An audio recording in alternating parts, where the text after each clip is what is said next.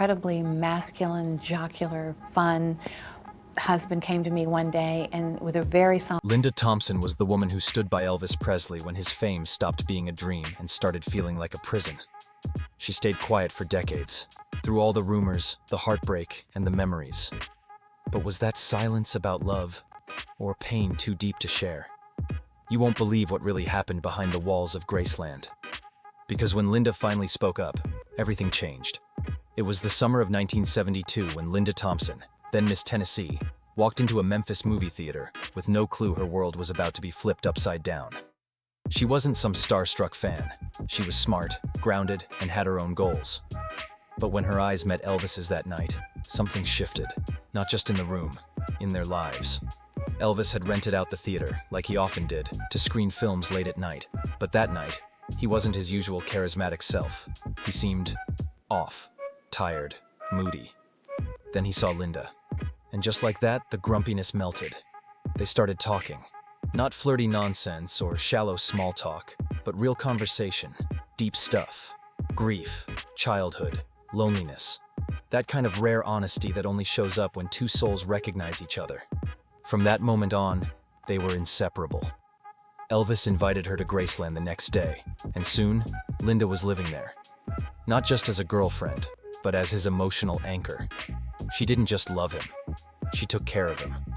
When the world saw a rock god, Linda saw a man. A broken, beautiful, complicated man. Life at Graceland was magical, at first. Laughter, music, late-night movie marathons. They even decorated the jungle room together, turning it into a wild, cozy escape. But the magic had shadows. Elvis couldn't sleep. He had nightmares. He'd wake up panicked, drenched in sweat.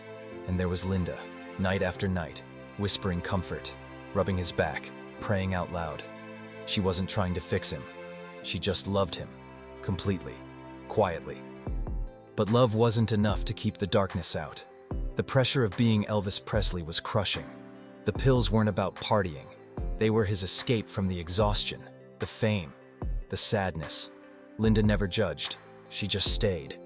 She was the calm in his chaos. Some say her presence even kept him alive longer. He called her mommy. She called him little baby Bunton.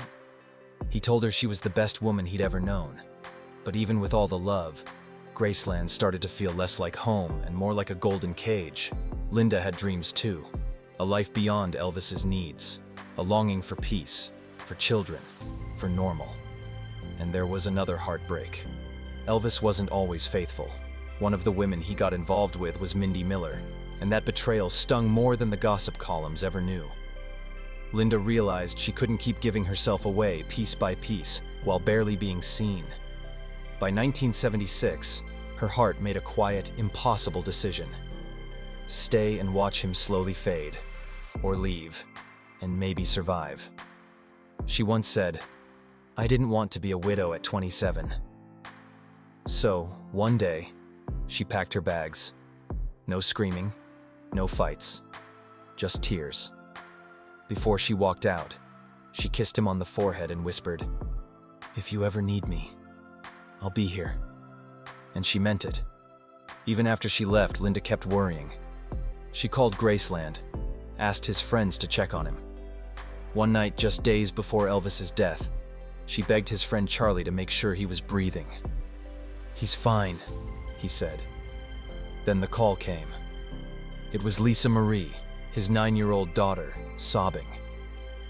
"My daddy's dead." Linda was shattered.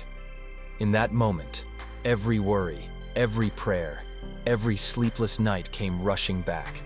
She hadn't just lost a love, she'd lost a piece of her soul, and the pain never fully left her.